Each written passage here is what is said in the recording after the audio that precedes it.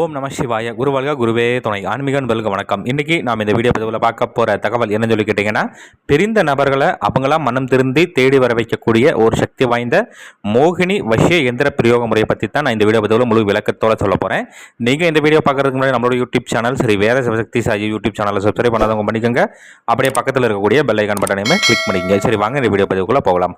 அதாவது இந்த சூழலுக்கு நிறைய நபர்கள் கேட்குறது என்னன்னா, சாமி இந்த மாதிரி என்னுடைய கணவன் விட்டுட்டு போயிட்டார், இல்லை மனைவி விட்டுட்டு போயிட்டாங்க, இல்லை மகன் மகள் இப்படிலாம் விட்டுட்டு போயிட்டாங்க சாமி, நாங்களும் நிறையா இடத்துல போய் பார்க்குறோம், அவங்களையும் நம்ம செஞ்சு தர்றாங்கன்னு சொல்லிக்கக்கூடிய அளவுக்கு எந்த ஒரு பலனுமே இது சாமி, இதுக்கு ஏதாவது ஒரு சக்தி வாய்ந்த முறைகள் இருந்தால் சொல்லுங்கன்னு சொல்லி கேட்குறனால இந்த பதிவு முழு விளக்கத்தோட சொல்கிறேன். அதே மாதிரி ஒரு சில மாந்திரிக தொழில் இருக்கும் சரி, ஒரு சில அல்வாக்கு கூறி சொல்கிறோம் சரி, ஒரு சில ஜோதிடம் சரி கேட்குறதுன்னா, சாமி இந்த மாதிரியான விஷயத்துக்கு நிறைய பேர் கேட்குறாங்க, நாங்களும் என்னென்னமோ முறைகள் செஞ்சு பார்க்குறோம், ஆனால் சொல்லிக்கக்கூடிய அளவுக்கு எந்த ஒரு பலனுமே வரமாட்டேது சாமி, ரொம்ப டைம் லேட் ஆகுது, மிக விரைவில் பிரிந்த நபரை மீண்டும் தேடி வர வைக்கிறதுக்கு ஏதாவது ஒரு முறைகள் இருந்தால் சொல்லுங்கன்னு சொல்லி கேட்குறதுனால அந்த பதிவு சொல்கிறேன். அதாவது பிரிந்த நபரை மிக விரைவில் தேடி வைக்கிறதுக்கு சித்திர நூல்களில் பலவிதமான பிரயோக முறைகள் குறிப்பிடப்பட்டிருக்கு. அது இது பார்த்திங்கன்னா மோகினி எந்திர பிரயோக முறை சரிங்களா.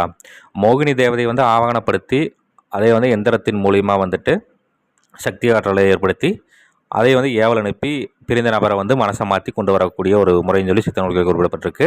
சரி, இது எப்படி பண்ணணும் இது அப்படின்னு சொல்லி பார்த்தோம்னாக்கா, செய்கிறதுக்கு 8 நாள் எப்போ அப்படின்னு சொல்லி கேட்டிங்கன்னா, கிரகண நேரத்தில் பண்ணலாம். இல்லை அப்படிங்கிற மாதிரி இருந்ததுன்னா 3ஆம் பிறை நாள் அன்றைக்கி நீங்கள் தாராளமாக பண்ணலாம். இப்போ அந்த அன்றைக்கி என்ன வரும்னு சொல்லி கேட்டிங்கன்னா, ஒரு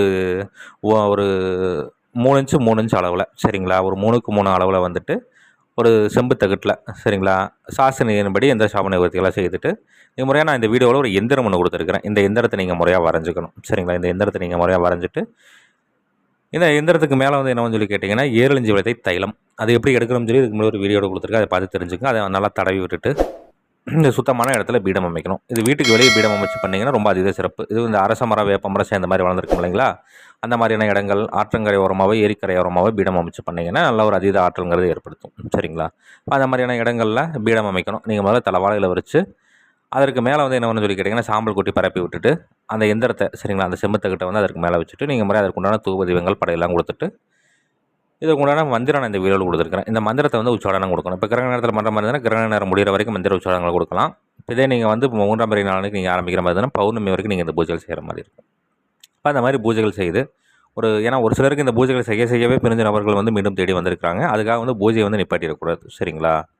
கரெக்டாக அந்த இதுனாக்கா கரெக்டாக பௌர்ணமி வரைக்கும் நீங்கள் செஞ்சே தரணும். அப்போ அந்த மாதிரி பூஜைகள் செய்து நீங்கள் முறையாக ஒரு இன்ஃபியூஷன் சுற்றி உடச்சி போட்டுட்டு அந்த செம்பு தகடு எடுத்து அதை நல்லா சுருட்டி அதில் பச்சை நிற காட்டன் நூல் வச்சு நல்லா சுற்றி கட்டி விட்டு அதை எடுத்துகிட்டு போய் சம்மந்தப்பட்ட நபர் சரிங்களா, பிரிஞ்சு போன நபர் எங்கே இருக்காங்களோ அவங்களுடைய எல்லைக்கு உட்பட்ட பகுதியில் இருக்கக்கூடிய, அதாவது முச்சந்தையிலையோ உத்தரபூமியிலோ அவங்க போகிற வர பாதையாக இருக்கணும் சரிங்களா.